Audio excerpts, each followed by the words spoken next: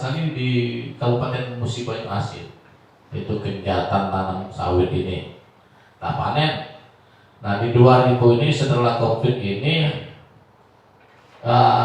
ya kegiatannya terus sebenarnya, tapi komunikasi latihan ini jarang, hanya ada anggarannya saja. Untuk kegiatan sosialisasi biasanya kita main online ya selama ini. Beberapa tahun ini memang peran provinsi terhadap kegiatan PSR itu tidak terlalu terlibat penuh kayak di kabupaten. Karena dulu saya sebelum di UPTD, Pak, saya ini di kelembagaan, saya ngurusi PSR waktu itu, tapi belum sampai kami dipindahkan. Jadi pada saat satu dekade kami juga tahu, tapi setelah zaman kami tidak lagi kami melakukan sertifikasi. Yang melakukan sertifikasi adalah teman-teman kabupaten.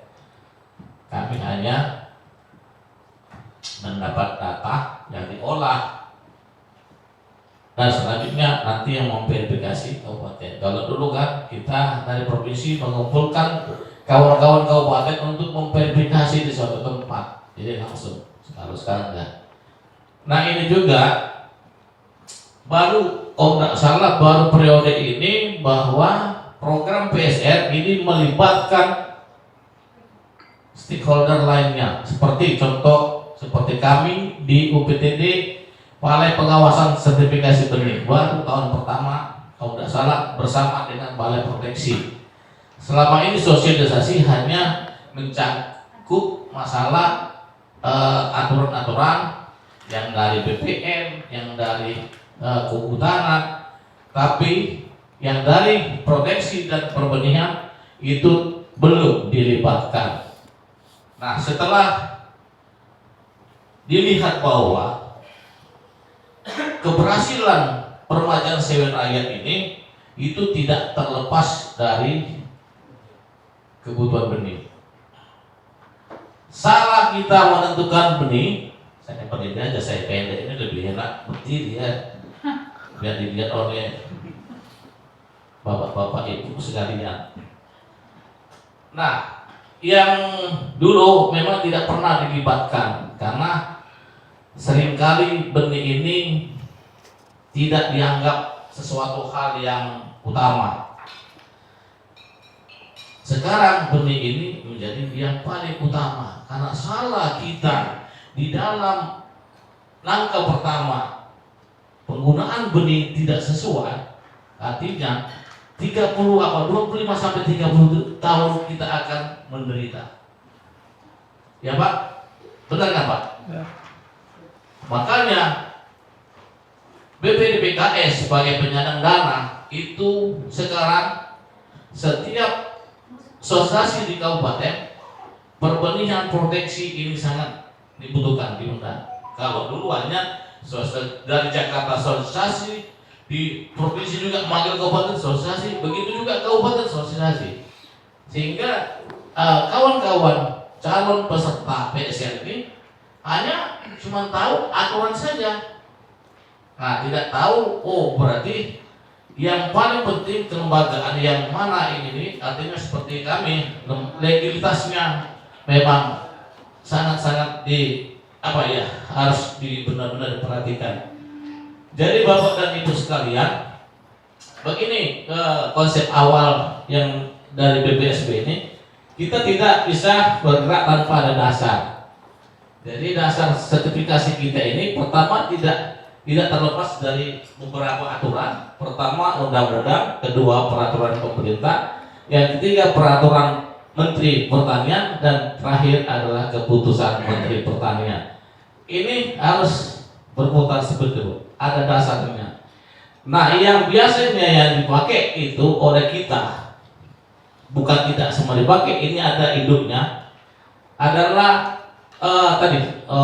yang sebelumnya. Nah, keputusan Menteri Pertanian tentang kelapa sawit. Kalau Permentan 50/2015 itu komoditas, itu termasuk karet.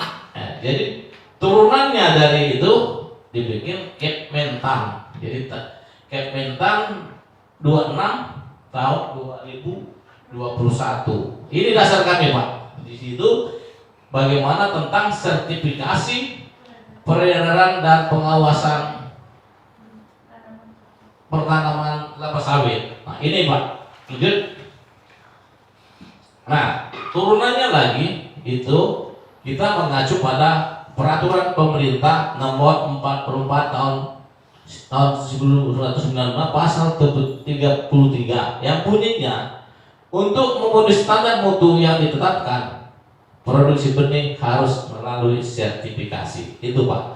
Kalau benih yang tidak disertifikasi itu bukan namanya benih palsu, tapi benih yang tidak dapat dipertanggungjawabkan. Karena dikatakan benih palsu kan bukan dari plastik, ya Pak. Benih itu tetap, tapi mungkin prosesnya. Jadi benih itu diambil dari mungkin ya benih asalan, akhirnya dikembangkan. Biasanya bisa juga benih sapuan yang diambil dari pohon itu, diambil anakannya dipelihara, seperti itulah. Nah, kemudian di pasal 38 benih bina yang diedarkan itu wajib diberi label. Nah, itulah Pak tugas kami ketika sudah dilakukan sertifikasi teman-teman kita itu nanti di lapangan, maka kita akan memberi label benih itu baru bisa diedarkan. Lanjut. Nah, ini juga PP pasal 39 intinya bahwa pertama, peredaran benih bina di dalam negeri dilakukan oleh instansi pemerintah atau badan hukum. Ini harus jelas. Kedua, instansi pemerintah baik perorangan maupun badan hukum sebagaimana dimaksud dalam ayat 1 harus mendaftarkan kegiatannya kepada menteri. Artinya kalaupun dia produsen itu ada SK dari menteri. Itu tidak sembarangan. Misalnya produsen kita ini Pak ada dua.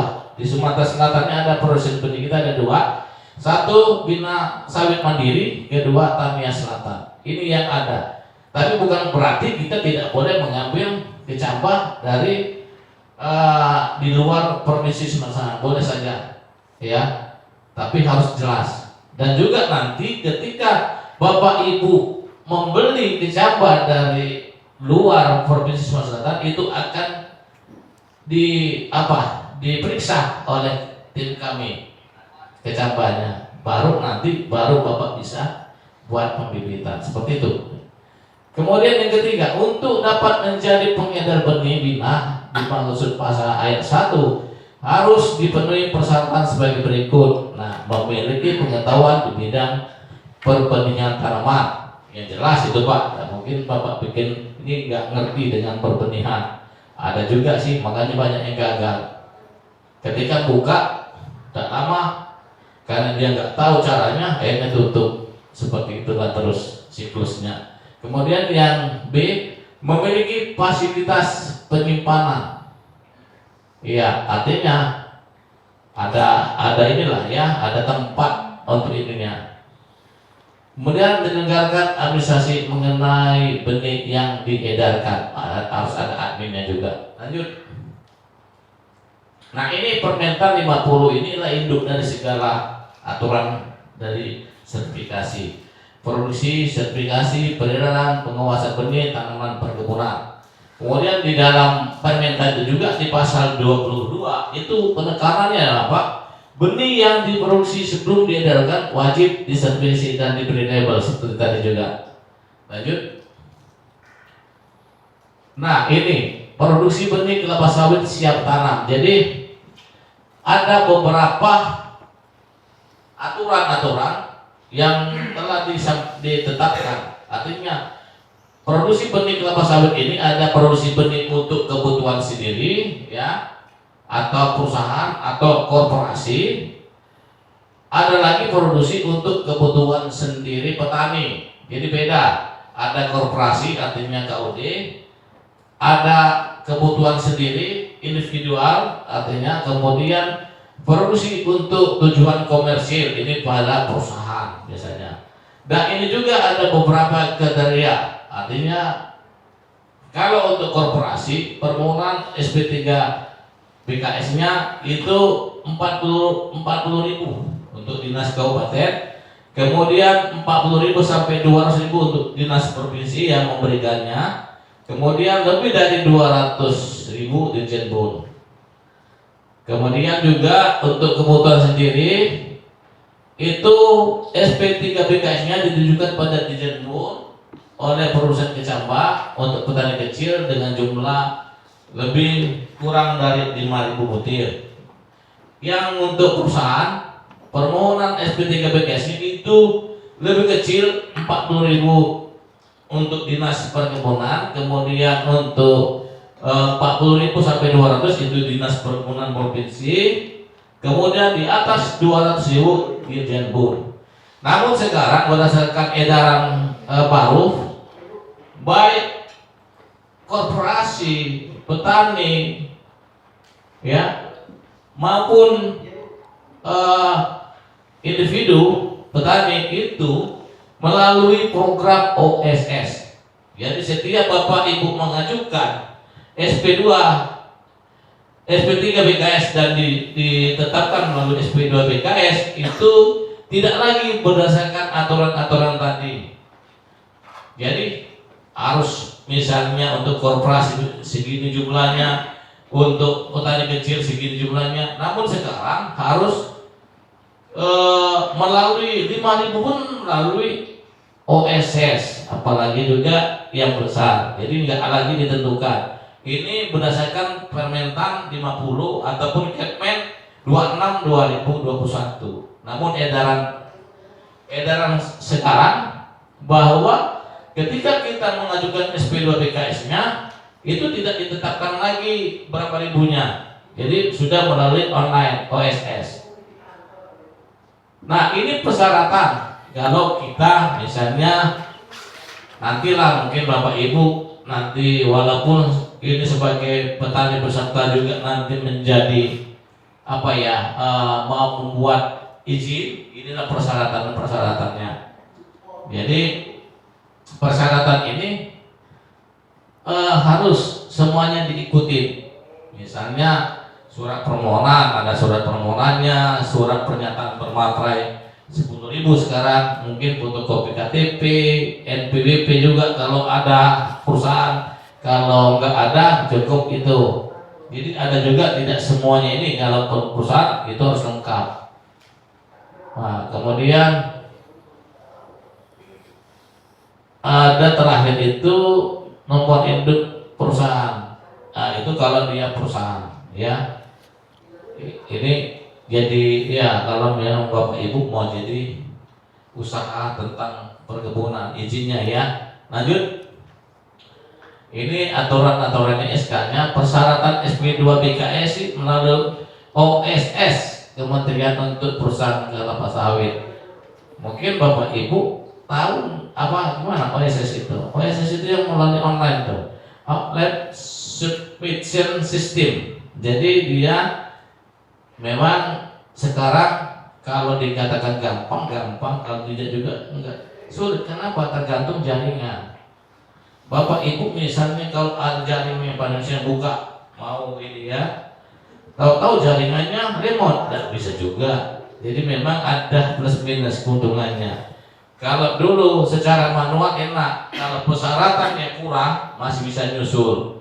Tapi kalau sekarang program OSS kalau syaratnya kurang sulit, dia kan pakai upload. Jadi kalau kurang agak ini lagi menunggu kalau bisa masuk jaringannya. Kemudian izin usaha perkebunan IUP atau HGU perusahaan. Kemudian akta pendirian perusahaan termasuk perubahannya. Jadi ini apabila Bapak Ibu mau mengajukan OSS. Nah, kemudian kalau untuk ini sama ya. Jadi lanjut saja. Nah, ini produksi kecambah kelapa sawit di Sumatera Selatan. Jadi saya bilang tadi kita punya produsen dua, itu Tania Selatan dengan BSF. Ini contoh yang ada di Tania Selatan. Ya, dia punya paritas ada ada Tania Selatan 1, Tania Selatan 2, dan Tania Selatan 3. Namun yang saat ini dikembangkan oleh mereka ada satu Tania Selatan 2 kalau tidak salah. Mungkin mereka stop dulu, mungkin apa ya, karena ada plus minusnya juga tadi mungkin, makanya sekarang yang banyak dikembangkan TS1 dan TS3. Lanjut. Nah ini yang dari Bina Sawit. Bina Sawit ini paling banyak SD1 sampai SD5 ya maksudnya? Iya. 6 ya? Nah itu 1, 2, 3, 4, 5, 6. Tapi ya itu juga ada kelebihan dan kekurangannya juga. Lanjut. Nah ini sumber benihnya ini di kebunnya BSM ini ya. Jadi ini kebunnya ada di Oki, di Desa Surya Adi. Siapa yang sudah ke sana arah Tugu Mulyo ya, lewat ke sana. Inilah kebunnya. Jadi bagi sebenarnya kemarin bisa juga waktu acara di Pak Produksi Perbenihan, dari mereka juga menawarkan kalau misalnya kadang-kadang dari dinas kepengen tahu caranya ya, bagaimana caranya mereka itu dari mulai ngambil ya, yang menentukan pohon induk sampai dia mengambil juga ininya, sampai nanti proses di gudang itu nggak boleh orang lain satu. Jadi tidak boleh misalnya hari ini pekerjaannya seperti ini, nanti besok diganti dengan orang lain, makanya kemurniannya tidak bisa tahu. Makanya ini benar-benar dijaga benar kemurniannya. Seperti itu Pak, sampai tidak boleh ada orang lain yang kerjakannya. Jadi tidak mungkin kan ada, kalau memang dia berdasarkan itu nggak ada mungkin benih yang palsu, karena memang dari pemulainya sudah jelas. Lanjut. Nah ini proses produksi benih tanaman kelapa sawit. Nah jadi ini tadi gue bilang dari mulai dari atas turunnya jadi biji, kemudian jadi kebun induk yang ditetapkan oleh sertifikasi. Jadi kita juga waktu misalnya orang BSM mau ada permintaan pembelian, ya artinya sudah kami proses itu surat pengajuannya, kemudian dia minta mau di sertifikasi kecampannya, makanya kami tim datang memeriksa kecampannya itu. Jadi benar-benar kecampan ini ada persyaratannya. Kalau misalnya kecampannya mungkin ada kelainan, itu disortir. Jadi benar-benar nggak bisa sembarangannya. Jadi kalau misalnya hasil sortiran itu Pak nggak dikumpulkan lagi, langsung dimasukkan ini dibakar supaya nanti jangan dijual lagi. Itu yang kebanyakan kadang-kadang. Ada yang masih biasanya kan kalau tim kita datang ada ukurannya, pakai sigma itu atau pakai meter ini ya, apa Mister? Kalau misalnya radikulanya ini, itu lihat ukurannya. Kalau enggak, sudah. Kalau masih bagus dianukan dulu, tidak dibuang. Kalau misalnya pas datang ukurannya masih kecil, nggak bisa ini, ditunggu dulu. Nah, itu. Kemudian setelah dari kecamatan Pak ada namanya pre-nursery Pak. Jadi pembibitan dimasukkan di polybag seperti itu. Nah ini sekitar 3-5 bulan ini yang namanya pre-nursery. Lanjut setelah itu baru dibuat pembibitan yang besar. Itulah yang namanya main nursery. Nah setelah ini sekitar 6 bulan, 10 bulan, malahan sampai beberapa bulan, 12 bulan biasanya, inilah mereka pasarkan. Makanya kita sering membeli di main nursery ya. Nah baru setelah itu baru benih siap untuk di pertanaman. Namun Bapak Ibu perlu Bapak ketahui, aturan Permen juga mengatakan bahwa ketika bibit ini di main seri ini sudah 18 sampai 24 bulan itu tidak bisa diedarkan kembali. Nah, bisa diedarkan ketika ada pernyataan permohonan dari pemulia. Jadi misalnya Pak Nawawi Benakar, ya, dia ini punya bibitnya itu sudah melewati 18 sampai 24 bulan. Contohnya kan di Banyuasin ini Pak Yunus, ya. Pak Yunus ini penakar di daerah Rambutan ke sana. Nah, misalnya bibitnya ini sudah ada berkisar 18 sampai 24 bulan, ya. Ini tidak bisa lagi diedarkan apabila tidak ada rekomendasi dari pemulia. Memang repot. Makanya ketika Bapak Ibu sebagai produsen atau penakar benar-benar bahwa Bapak Ibu ada kerjasama dengan pihak lain.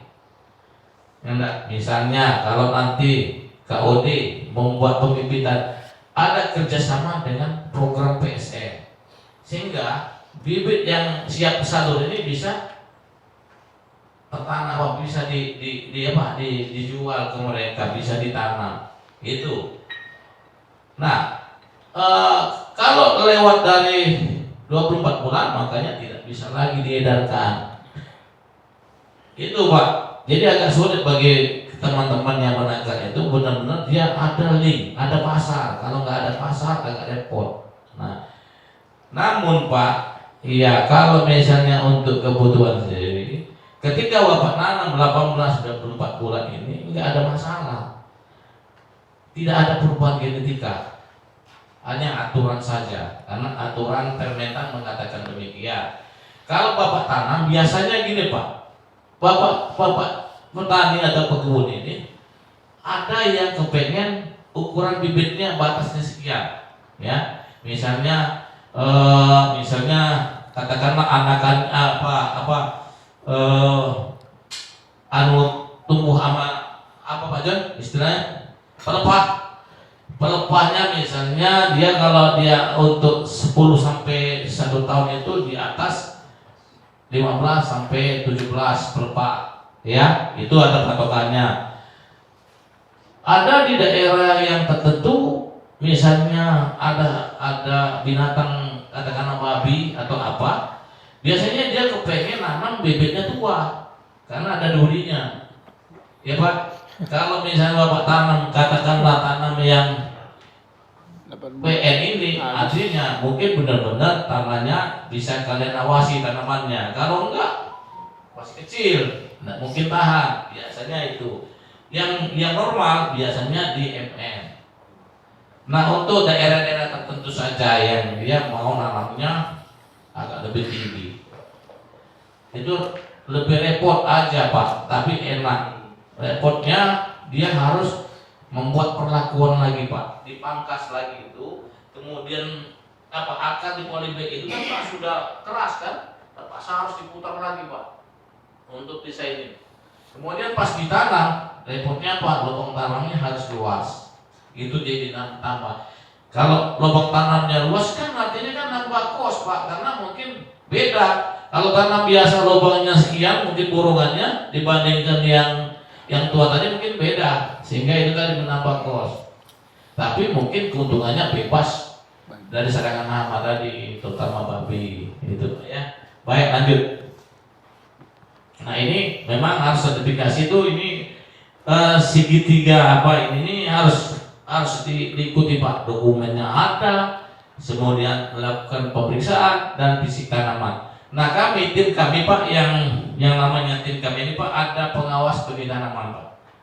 PBT inilah yang berfungsi. Kalau kami yang struktural ini Pak, kasih sertifikasi seperti Pak Joni ini, hanya ketika datang permohonan, dia paling lihat riwayatnya aja, dan tidak menentukan siapa pengawas benih tanamannya untuk ke lapangan.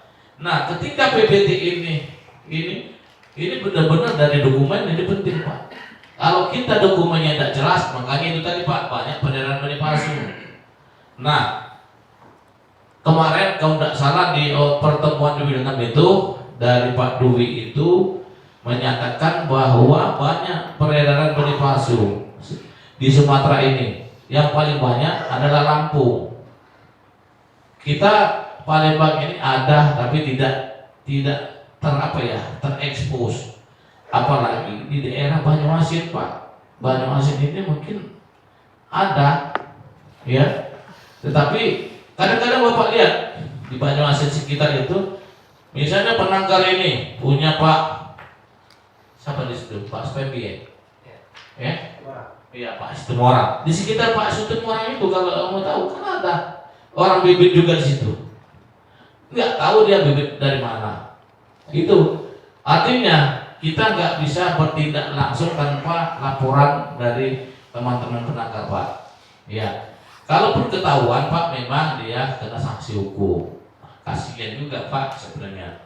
Nah, kami sebenarnya tidak sebegitu kencangnya Pak, tapi kami paling-paling kami panggil, kami beri pembinaan. Bapak, ini salah. Kalau Bapak teruskan ini, kasihan nanti yang beli bibit Bapak, korbannya 25 tahun. Nah, apalagi TBS-nya itu bakal naik. Bapak beli bibit tidak jelas, itu nanti harganya juga TBS akan turun Pak, tidak sama. Harga plasma di Disbun itu Pak ada sebulan 2 kali kalau tidak salah pertemuan penentuan harga TBS. Pak Alam saya ya. Ada harga Disbun Pak. Nah harga Disbun itu benar-benar harga ketentuannya. Nanti misalnya kalau perusahaan sudah ISPU, ya enggak? Begitu juga nanti kita kebun harus ada persyaratannya. Nah, jadi dari awal nanti ketika Bapak ikut program PSR ini Pak, jangan salah beli Pak ya. Karena kalau Bapak salah, kalau panitia silakan Pak, silakan. Karena kita juga di sertifikasi tidak menyarankan Bapak harus sertifikat ini, paritas ini tidak ada ketentuan. Enggak, karena memang masing-masing paritas punya keunggulan. Ada juga kekurangannya, saling seperti itu. Paling-paling mereka itu tingkat rendemen Pak yang berbeda. Apa istilahnya rendemen itu kadar minyaknya ya Pak ya. Kalau kadar minyaknya itu yang banyak, itu yang dibutuhkan kita kan. Kalau rendemennya sudah misalnya sekitar 15, wah kecil. Makanya ininya nantinya prosesnya ini. Orang kan mencari sekitar rendemennya kalau tidak salah sekitar 20-an ke atas mana saya. Itu lebih tinggi rendemennya. Jadi kami dalam melakukan kegiatan ini ketiga ini kami harus benar-benar tidak bisa melenceng Pak. Jadi kenapa UPTD kita Pak dianggap oleh teman-teman lain, oleh produsen lain kayak Jambi banyak kecolongan. Begitu juga Lampung, Bengkulu, Sumatera ini bukan kita ini ya, bukan kami membanggakan ya Pak. Jadi Sumatera Selatan ini termasuk agak benar-benar agak sulit bisa apa ya melenceng itu agak sulit. Memang kita dari awal dokumen itu penting. Karena dokumen itu Pak di fotokopi, ya. Misalnya sertifikasi Camba itu Pak diganti namanya, ya enggak? Itu seperti itu banyak Pak. Nah, lanjut. Nah ini alur permohonan aja Pak. Jadi ini dari pengajuan, kemudian pemohon, ini proses-prosesnya aja. Nanti ketika Bapak nanti juga apapun mungkin nanti jadi usaha juga, ataupun apa ya nanti membutuhkan informasi ya seperti inilah yang ini. Ya lanjut. Nah ini peredaran produsen. Ini produsen pertama, baru peredaran, yaitu benih siap salur, ini sumber benihnya. Jadi inti di tengah pengawasan. Nah ini yang pengawasan ini Pak, yang kadang-kadang kami agak sulit kalau nggak ada informasi dari kawan-kawan kabupaten.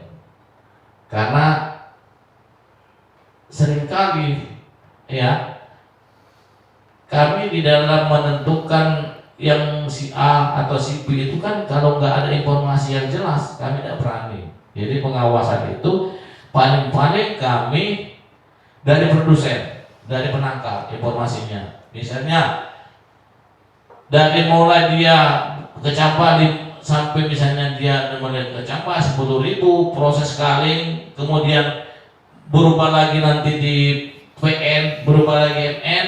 Nah, di situ yang kami lihat dokumennya. Jadi mungkin ada plus minus lah. Jadi kurangnya dari mulai bibit awal sampai terakhir itu bisa sekitar 15 sampai 20%. Misalnya Bapak beli 20.000, itu nanti jadinya di pembibitan itu sekitar 15 ribuan. Jadinya dengan harga yang sekarang head sekarang itu 44.000 harga headnya ya. Jadi kalau Bapak bisnis itu mungkin banyak juga yang ya menguntungkan. Lanjut.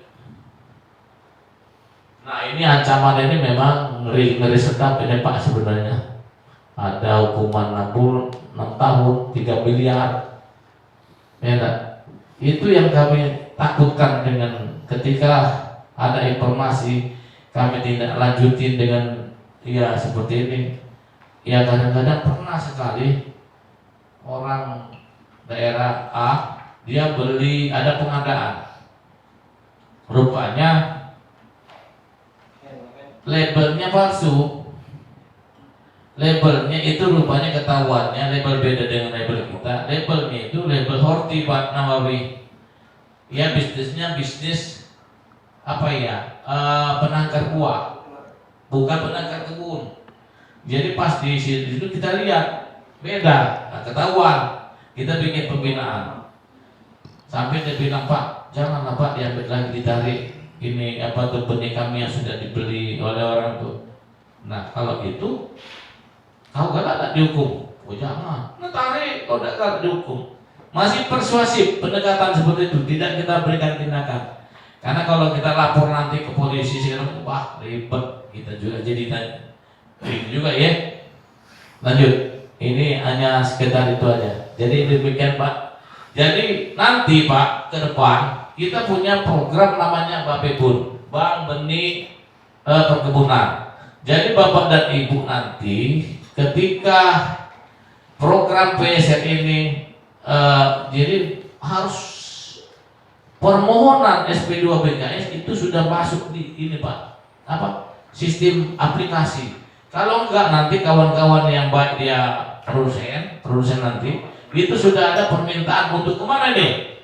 Oh untuk PSR di Tanah Kemang misalnya. Kalau enggak ada itu Pak, enggak bisa mereka ikut kerjasama. Jadi benar-benar sudah spesifik kemana. Misalnya saya ya katakanlah perusahaan. Nah, ketika tahu-tahu ada di Tanah Kemang ada kegiatan PSR, Bapak langsung beli dengan saya. Nggak bisa itu, harus masuk dulu daftar.